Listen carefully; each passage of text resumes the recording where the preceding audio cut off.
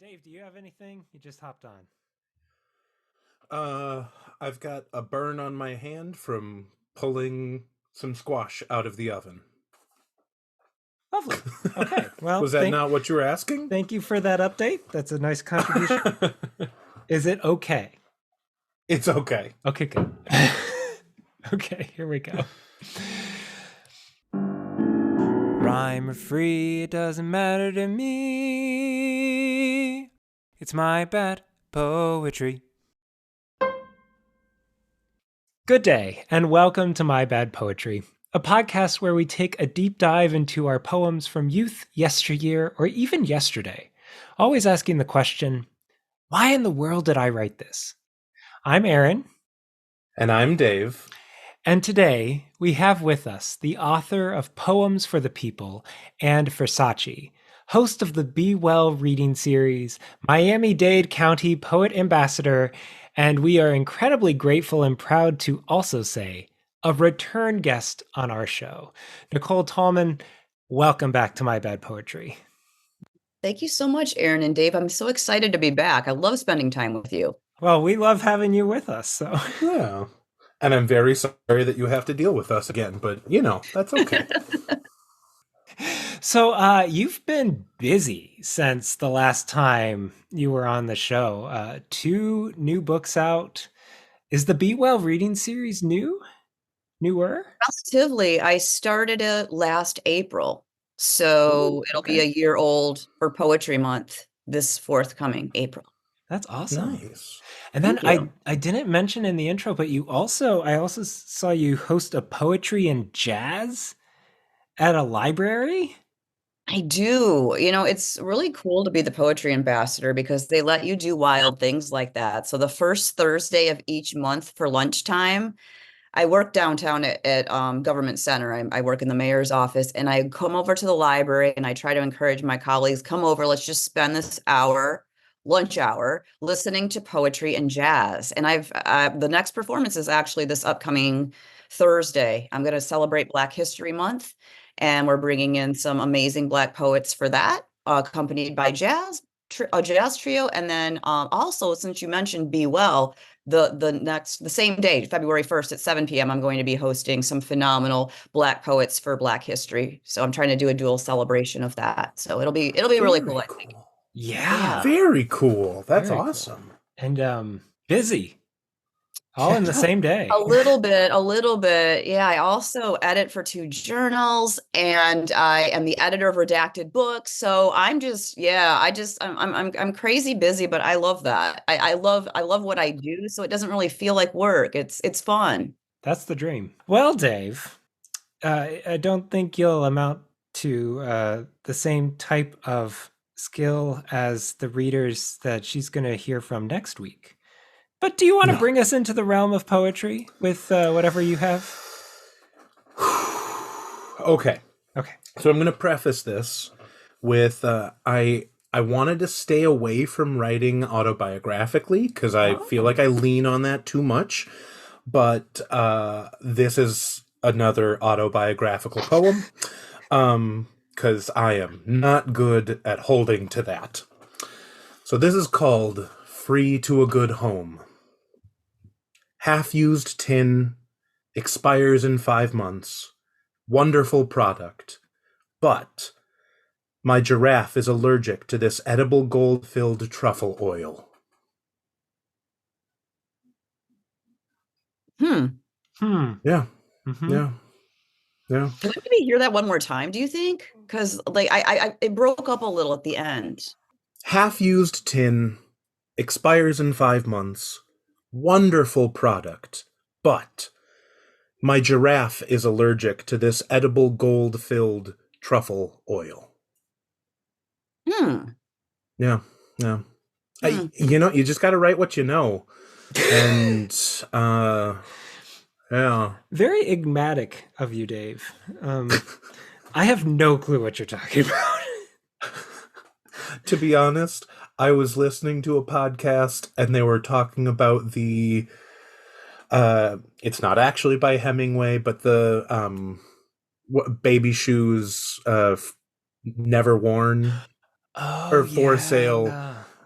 baby shoes never worn. And one of them added a line to the end, which was, "My baby has big effing feet." Okay. And I thought it was like a nice turn on like, oh, this is so sad, this is so emotional.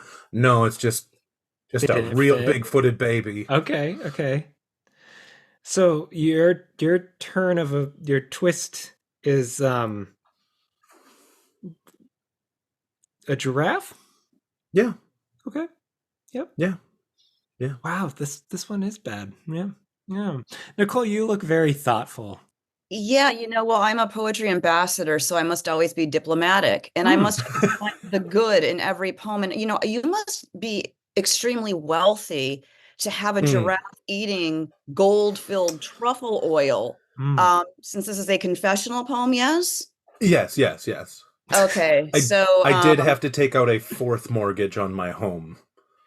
Okay. Well, I give you points for creativity. I really do. I cannot say I have ever heard a poem quite like this one, Dave.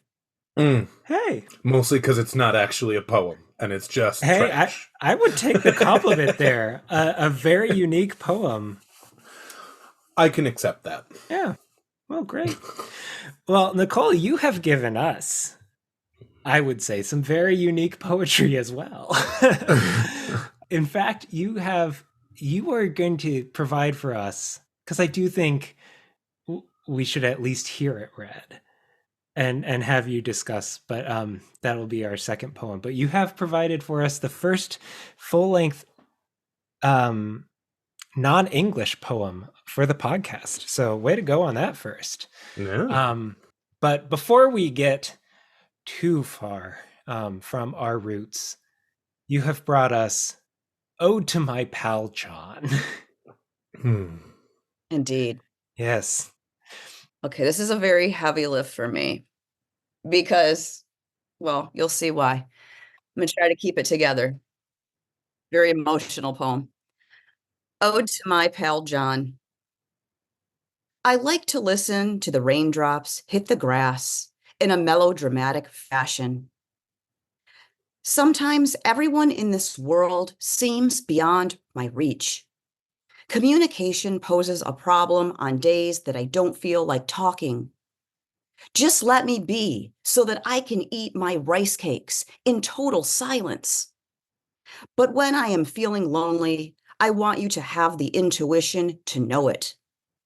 Some people have no sense to examine problems thoroughly. Don't stop exploring until you have found the answer. Some people think that I am impatient. I'm just extremely particular. I want to find a wonderful prince and live in a really big castle. I want to sit on a white porch and rock back and forth on the swing. I want to go back to the Victorian age and meet King Louis XIV. I want to have dreams of bright futures instead of dark tomorrows. I want to feel life's incredible burdens lifted off my shoulders. I want to master the violin and have you impressed by my performance. I want to visit exquisite places and dine with lovely people with proper manners. I want you to never mind that time is ticking away. I want to run naked through a garden of sunflowers. Do you ever want to be as fragrant as a flower? Someday there will be total peace in this world. Tomorrow seems so distant. How long will I be cursed to live under such compromising conditions? No one is alone. They just need to explore themselves closer. I want to feed my giraffe gold-filled truffle oil. Yeah. I feel like that fits here. I'm just offering. You two are really resonating right now. Yeah, I feel like our poems were kind of speaking to each other there. Maybe we should do an anthology or some sort of collaborative work together, Dave. Yeah. I'll just say I'm very grateful for the mute button because that was a heavy lift. I could not stop laughing. It really, Thank you. yes. When it got to the I want portion, it's like some felt out of left field, some felt in a sunflower field. It was just very. It was a lot. Mm-hmm. Did some feel naked to you?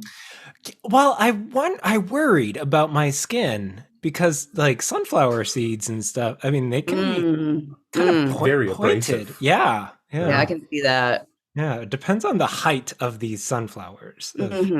Yeah. And then Louis the 14th, of all dignitaries, of all people. The Sun King. Okay. Okay. Yeah. With the sunflower. Yes. Yeah. Okay. Yes. Very intentional imagery. Depth there. True depth. Okay, so you've given us some context, and I want the listeners to know that this is typed up in all italics, which is an incredible addition to like the view here that we are seeing. You found this on a loose leaf piece of paper in a journal. Yeah. So the last time I was on, I talked to you about the journal that my friend Allison gave me with like the flowers on the vase. Yes. Okay. Yeah. So within this journal, which is bursting because there's so much writing in it, there are all these random pieces of paper sandwiched in between the actual journal entries. And so I just randomly flipped through it and I said, okay, whatever the universe chooses for me is what I'm going to share on My Bad Poetry. And this one fell out of the journal and I was just like, damn it. This is like the worst things I have probably ever written. It was meant to be. Yeah, it must be meant to be. And I see now that there's a typo in here, but that's okay. Because I retyped this by hand because it was on like this computer paper in this font that probably doesn't even exist anymore in all italics. And so I'm typing this thing up and I am just crying, laughing as I'm typing it. And I really, really wanted to edit it so badly. I thought, okay, there's something here. I can probably take a few things, but then I was like, you know what? No, that's not what you asked me to do. I'm going to be my true, authentic self somewhere between 1994 and 1998 in my angst. And yeah, that's what you got. Yes. And that is exactly what we asked for. Yeah, it's beautiful. Thanks.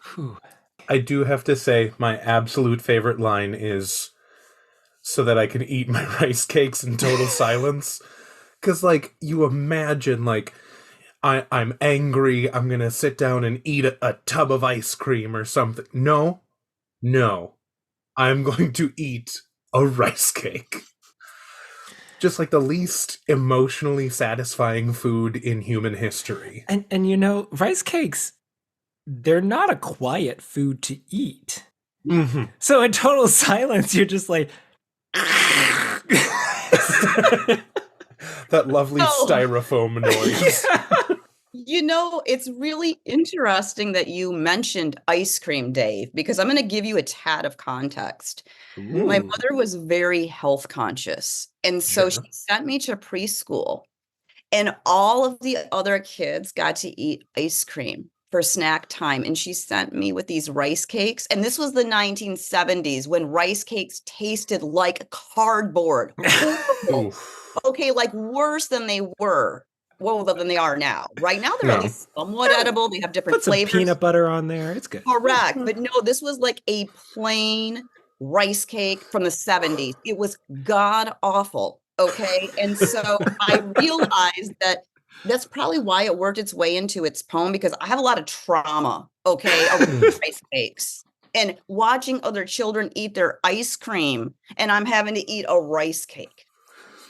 Yeah, okay. Fair. Feel me here. Yeah. It's an I want within your that you did not have. Yeah. And there's some anaphora there too, right? I want. So as bad as this poem is, at least there's a little bit of something that might be poetry in there. Just the repetition. I mean, a little tiny bit. Not much, but a little tiny bit.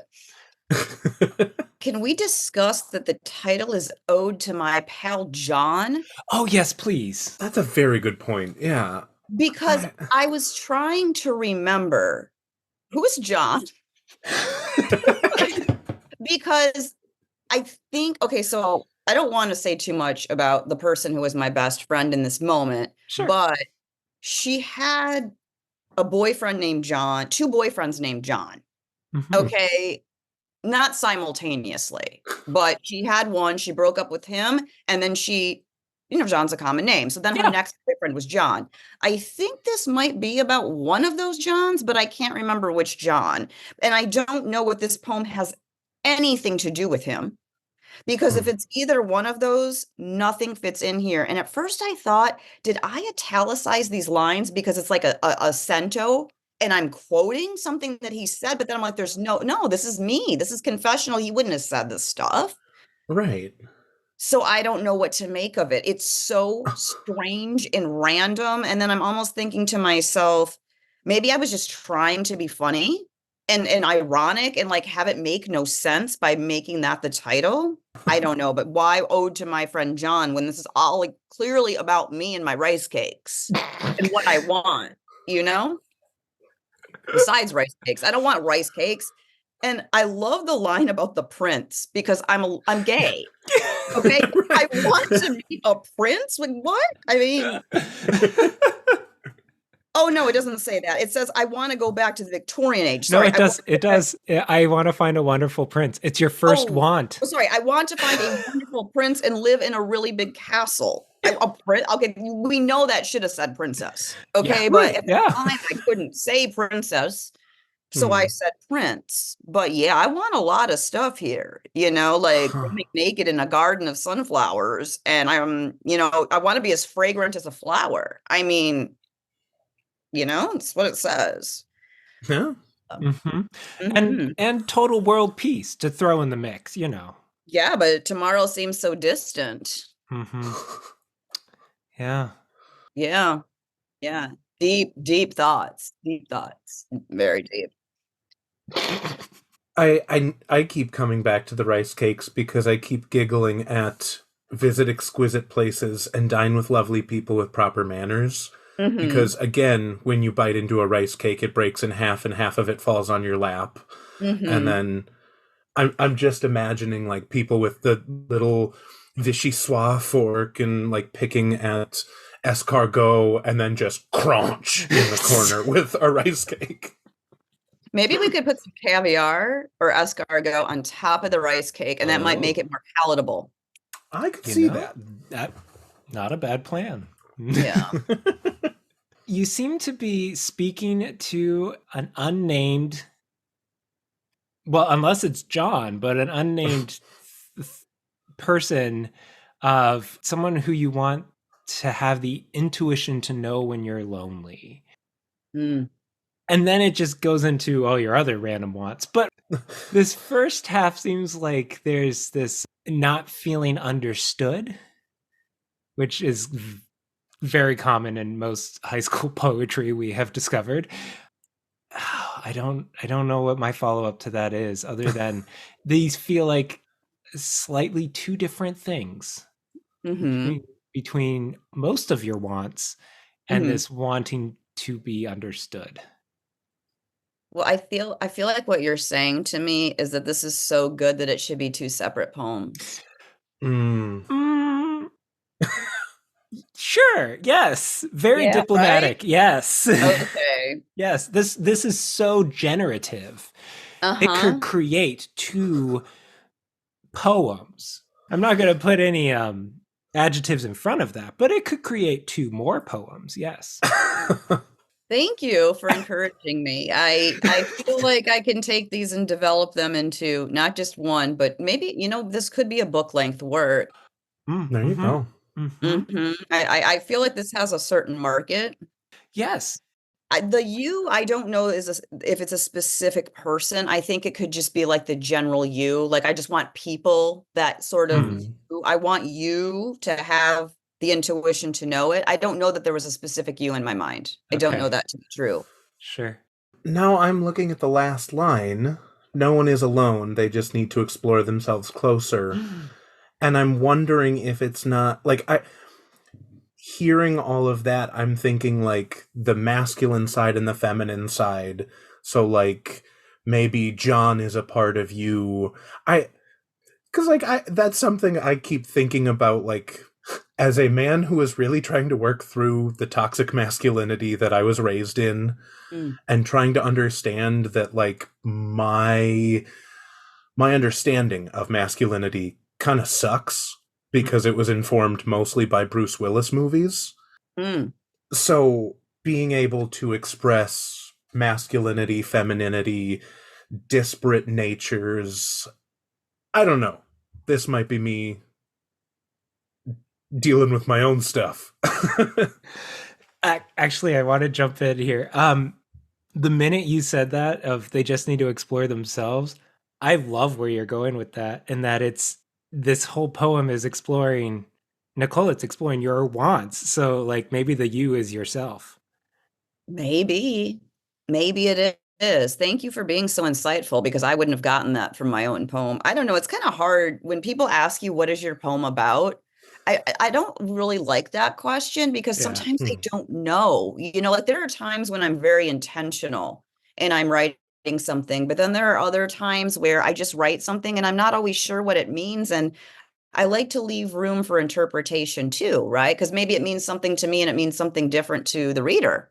Yeah. Sure. I don't like to be so prescriptive where this is a poem about this, Sure. right? So I don't know, maybe I leave it open to interpretation by other people. People can interpret it however they want to interpret it because they're going to anyway. Even if I tell you this is a poem about this, you may not accept my interpretation of it. Yeah. So Yeah. Yeah. Well, I think, at least from my opinion, Dave, that insight has completely changed how I'm looking at this thing. Again, I'm a genius. I get it. Don't worry. Applause there. Or it takes an idiot to understand, because that's my whole shtick, I guess. but that explosion of wants in a row just kind of feels like sorting through yourself. Well, and how different they are. I mean, you go from big castle to a white porch to meeting King Louis. Oh, follow-up question. Did you ever sure. learn violin? Did not. Um, No. I think that I should try sometime though. I love the violin. I really yeah. do. It's something I've always Beautiful. thought I should study and just haven't gotten around to it. But yeah, I thought you were going to ask me about Louis the 14th. So that was a pivot. Yeah. Did you ever meet him? I did. How'd you know? Oh. Yeah, like in a dream. First, I mean, first poem in French and first time traveling guest. Interesting. Yes. yeah, I did. Well, I did. I did. I have been to Versailles, so I probably met his ghost. There you go. If that Yeah. counts. Yeah, I Yeah. think he's still haunting the place. I'm sure he's not happy. They turned Versailles into a hotel. Did you know that? No. No. Yeah, you can stay at Versailles now. Portions of it are a hotel and you can rent out the rooms. I can only imagine he must not be happy about that. Probably not. Yeah, Why? Just the hoi polloi in his palace? exactly. I mean, he was truly a man of the people, at least at the end when they were throwing his remains to the people. Oh Exactly. my. Yeah. Wow. Exactly. Yeah. Speaking of French, Mhm. you have brought us a French poem. And I don't know how we will tackle this, but I am very curious as to what you have to say about a French poem on My Bad Poetry. And shout out to my oldest sister who lives in France. Whoa. Can we get her on here? Because that could be kind of fun. I don't know if she ever wrote poetry. Mm, Mary, if you did, hit me up. yeah. Here was my thought. So this is a very long poem. Okay. For my capstone class, my French capstone, because I have a degree in public relations and I have a degree in French. And as Awesome. part of the requirement for the capstone project, I had to read a whole bunch of books. And one of the last books that I read was À côté de chez Swan, which is Swan's Way in English. by Hmm. Marcel Proust. I don't know if you've read Proust, but it's quite a difficult read, not only in English, but especially in French. So Hmm. my French professor said, every time she would give me a book to read, it would be write a different paper about it. Towards the end, I was just exhausted. I have to tell you, I was exhausted. I got through the book. I liked the book, but I said, I don't want to write another paper. So I decided to write a poem. And I didn't know if she was going to accept it or not because, basically what we're supposed to do is like write a critical analysis, an essay. And I just put a poem together and I wrote it. And she gave me an A for creativity because no one had ever done that. And because I had basically captured the themes of the novel and the Huh. characters, it passed muster with her. And I had written a ton of other papers anyway, so I Sure. think she was Yeah. kind of like fine. But this is a really it's a poem that's written in stanzas that are 6 lines. And there was definitely an attempt on my part to rhyme. And Hmm. I think part of that too was also because French is a very musical language, right? Sure. Yeah. Yeah. So I don't necessarily think that the audience is going to benefit from hearing me read this entire thing in French, but I do think that maybe just a couple of stanzas so that they could get like a feel for the sound of it, right? Yeah. That So sounds great. yeah, so the Yeah. poem is essentially about Odette, who is Madame Swan, who is the love interest of the protagonist here. And she has quite a reputation. You will see this in certain lines, such as, let's see here, the sixth stanza. And these words, some of them I'm choosing this as well because some of the words are close to English. So Hmm. timide, provocante, okay? Hmm. C'est un Hmm. plaisir nocturne qui vous recevra de bon gré, désirable et aimante, enthusiastique. Oh, actually, no, sorry. Enthusiaste, captivant, à condition qu'elle reçoive du blé. So what this means is that she's timid, she's provocative, she's a nightly pleasure. Okay, like a Oh, woman of the night. Hmm. Okay. scandal. Hmm. Yeah. Who receives de bon gré. You know what? I think that was a play on words because I'm trying to remember what the hell does that even mean? No, but she's desirable and she's loving, she's enthusiastic and captivating as long as you give her money.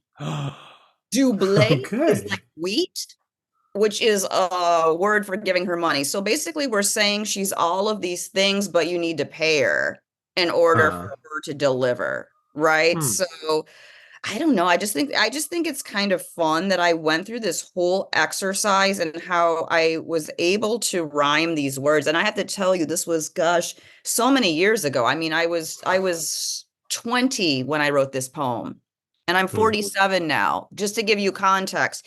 And my French was like fluid, impeccable at that time. And I'm going back at this now and I'm like, what the hell does this word mean? Remember, it's been so long and I don't use my French very much. Sure. But this was definitely a nasty take on poor Odette. I was feeling my Hmm. feelings in this poem. I'm calling her some names. I'm basically calling her a hooker, Right. Yeah. a woman of the night, you know? Yeah. In the next stanza, I see a word here in the Uh-huh. center. It's nympho. Yeah, she's a nympho, in fact. C'est une nympho, en fait. Une menteuse débauchée. That is strong.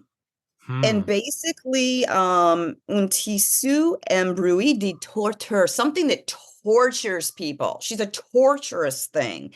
She's Hmm. she's debauched, mentally debauched. Oh my goodness. Yeah, right? I was being very critical here. Hmm. Yeah. Yeah, I Um, wasn't being very nice. I'm sorry, Odette. I really am. Not that she's even real, but Right.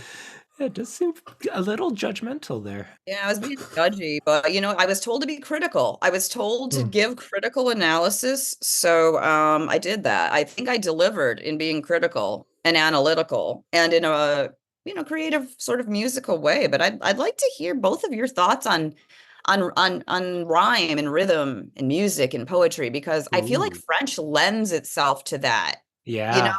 a lot more so than English does. Oh And, gosh, kind of, yes. right? And I Yes. feel like, rhyme has kind of fallen out of fashion, at least Hmm. like straight rhyme. Yeah. Mhm.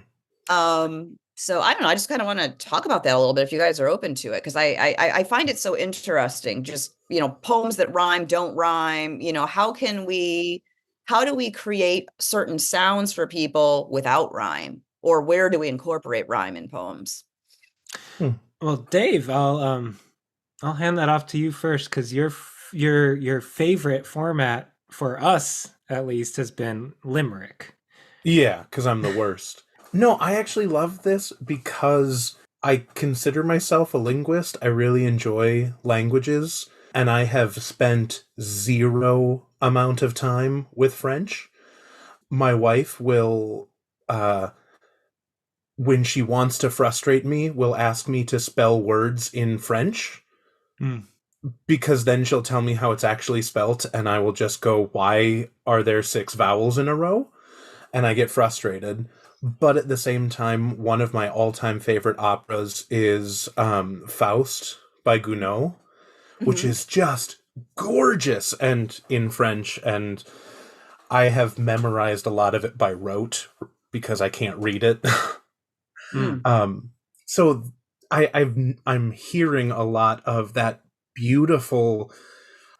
It feels like everything in French is a bit of a slant rhyme, just because it's not as defined as in English, or like maybe from an outside perspective, I can't tell.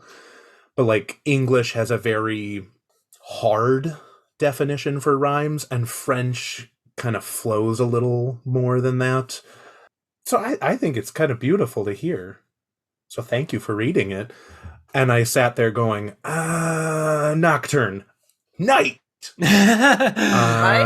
Right? captivant, captivating. Yes, Okay, there that's you what I got. go, right? I, I've grown up singing my entire life, and so I always appreciate a good rhyme because it lends itself to song. But I guess that gets to the larger question of why do we think that songs need to rhyme? Hmm. Because there is some really beautiful poetry set to music that it doesn't have distinct verses or Mm-hmm. patterns, so there is no rhyme, and yet there's still gorgeous pieces to sing.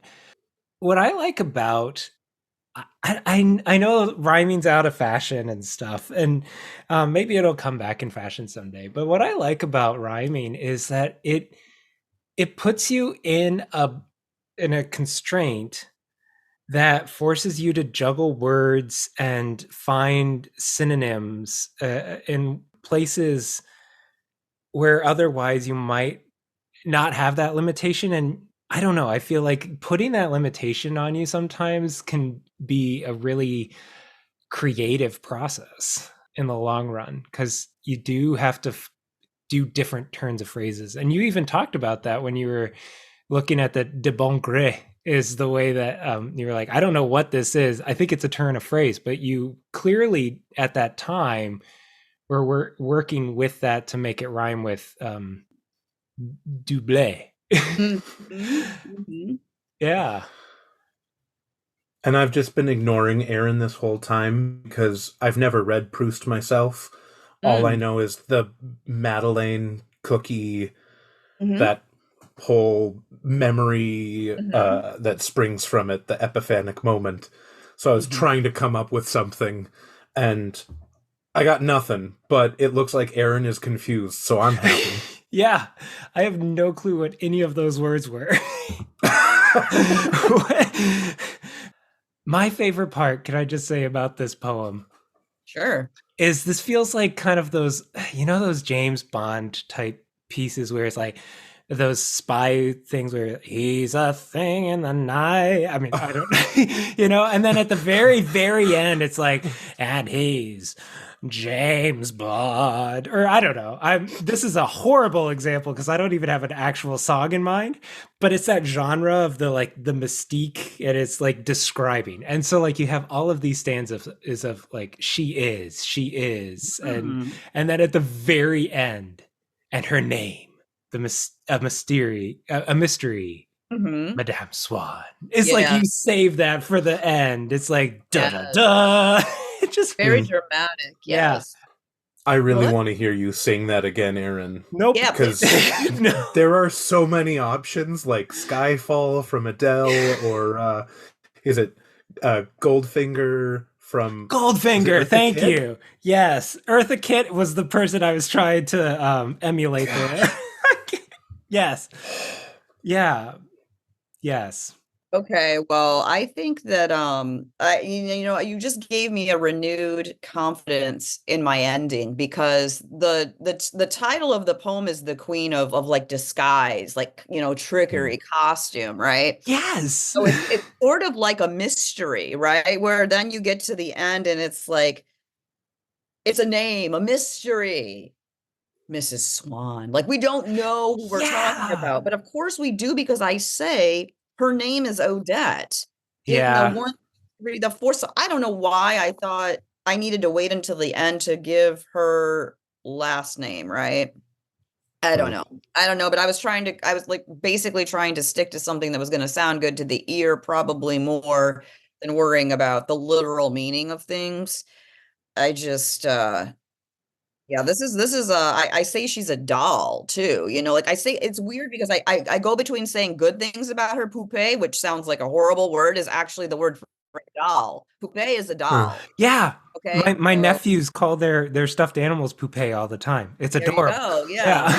Sounds like it should be something like excrement, but no, it's a doll. Yeah. And so I kind of like go back and forth, which, I think people kind of do when they're in love and then they have a fallout, right? You're seeing somebody in a very positive light, and then, things go sour and you start to see them in a bad light. But then maybe, Proust was a writer, a poet of memory. That was Proust's big thing, the Madeleine that Dave was referring to. He takes this bite into the Madeleine, and it's like it's his whole childhood. This nostalgia is like tied to that cookie. It's a cookie. It's a type of biscuit cookie. So yeah, I don't know. I don't know. I make her sound good in certain parts, and then I tear her a new one in other parts. So who knows? But I talk about her being the woman in C'est la dame en soie rose. She's the woman in pink silk. That sounds like a good thing, right? Yeah. But then you have the next verse. She's simple, her semblance. So she looks so simple for a courtesan. She seems too simple to be a courtesan. And she has too respectable of an air. Oh. She is a charming poison. Okay, that's a strong line. A kind of like portrayal. That's a hard one. I don't know how to describe that in English, but basically a baigouin is like a knee, like a, oh my gosh. She provokes disastrous fights. He provoked a conflit désastreux. That's like she makes people fight over her. I don't even know. I don't know, but I need to go back and read that book. I haven't read that book either in 20 years. So I need to go back and read it so that I can reacquaint myself with Odette. Well, I don't have to read the book now because I know everything about her. Oh no, you need to like draw your own conclusions for sure, okay. Dave. And then maybe you can write your own poem, and after Nicole Tallman. Ooh. It will probably be in English. That's fine. That's fine. No, Dave, write it in Koine Greek. Oh my gosh. Whoa. Just waste all of my time. Love to see it. Dave likes his Greek. I'll give him. I do. Yeah. I do. This is I love that you have brought this poem one that it came from exhaustion of writing real papers. And yet I would say writing this probably took just as long. Maybe?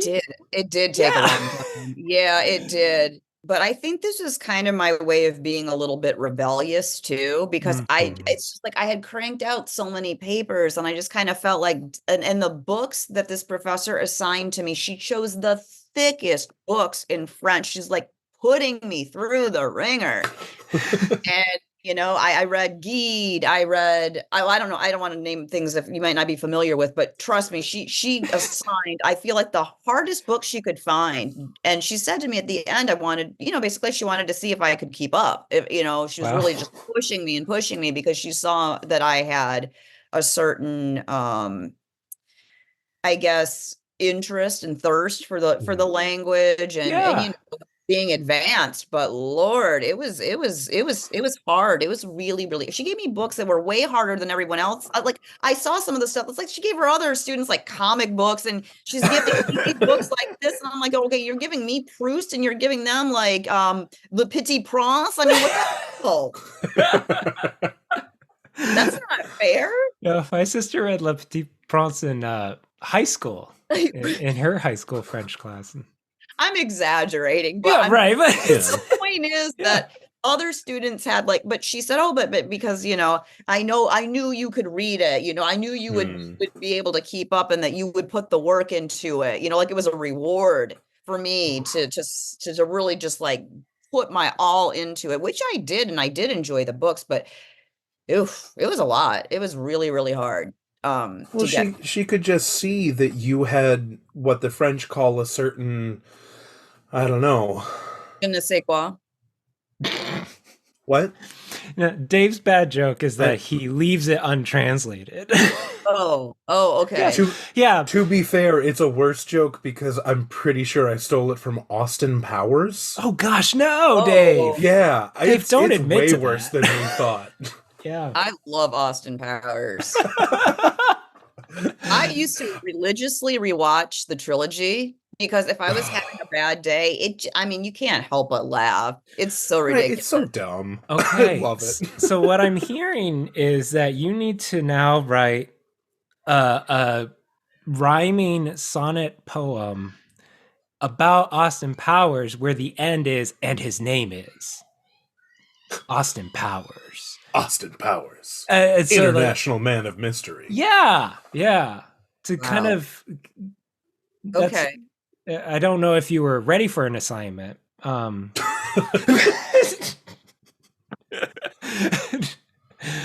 sure it would get picked up by the biggest literary journals too. Oh, I'm sure. I'm thinking like Daily Drunk would love that. Oh, right. Yeah. They would eat that up. Oh wow. Anything else you wanna point out about this? Honestly, I can't tell if it's a bad poem or not because it's in French. But I do feel think, like that's cheating. Yeah. It kind of was. Yeah. Yeah. I wanted to see if you were going to allow me to do that. And I figured I'd get less criticism this way because you wouldn't know what it was about. Good So strategy. I kind of tricked you and you accepted it. So you kind of walked into that one. We did, yes. Yeah. I think the critique is you were pretty harsh on Madame Swan here. I know. But you know what I did? I opened a door for you because, I think hearing poems in other languages can be interesting. So That's if you true. happen to have like a bilingual audience or even try or whatever, I mean, can you imagine, somebody could come on, maybe they read a poem in English, maybe in Spanish, and it kind of helps us just hear different languages, which is always cool. And you can appreciate just the sound of it. Poetry, a lot of it's sound, right? And even if you don't understand, just hearing it, it's I love hearing like somebody read Neruda. Oh my gosh, it's beautiful, beautiful. So I don't know, just for food for thought, 'cause I don't necessarily have to speak the language to appreciate it. Maybe that's just me, but No, I agree. sound, I agree. That was one of the things I loved about when I was living in the Twin Cities in Minnesota, because I worked at a Target. And you would hear people walking through speaking English and Spanish and Somali, and you'd hear Kosa and all of this, and you'd just be like, man, language is cool and people are amazing. Yeah. You hear the beauty and kind of the poetry in the mundane and the very boring conversations of, I'm sure these people were just saying like, oh yeah, I gotta get dish soap, I gotta get some toilet paper. But I thought it was beautiful. Absolutely. Well, Speaking of things of beauty, would you care to end our podcast with the works of a true poet with one of your beautiful writings? Wow. I would love that. So I'm going to read a poem that I wrote after a book that I loved when I was a child, and I still love it today. I don't know if you've read The Velvet Room. It's a beautiful book. I happen to have a copy of it right here. It's kind of hard to find. It's by Zilpha Keatley Snyder. And my school librarian would set aside books for me. She did it for a lot of students, ones that she thought we would really like, and she set this one aside for me one day. And so I wrote this poem about it, and this is for her. The Velvet Room. In 5th grade, I carried a grape scratch and sniff sticker in my pants pocket wherever I went. I also carried a copy of a heavy faded book the school librarian reserved especially for me. Mrs. Woodward reminded me of a mouse being chased by an owl. Someone said something about her living with another woman. We weren't supposed to speak of it, although no one ever told me that directly. My sticker became my bookmark. By winter, my book smelled like an old vineyard. Even now, if I close my eyes, the curtained room, velvets and purples. That's lovely. Yeah. Oh. I hope it was better than Ode to My Pal John. Well, it definitely was. Yeah. It captures those special relationships of somebody who just understands you and is able to say, I can understand this person, and I know some of what they're going through, and I know what they need to hear. It just gives you so much hope, and for that reason, man, I love librarians. This has been My Bad Poetry. Maintenant, va écrire quelques-unes de tes propres mauvaises poésies. Oof, let's use her. She's much better than any of us. Yeah, jeez. That was good. Yeah, let's hear that. You're saying again. she was better than my pronunciation? 100 times better yes. than me and you combined. Play her. Rhyme free doesn't matter. It's my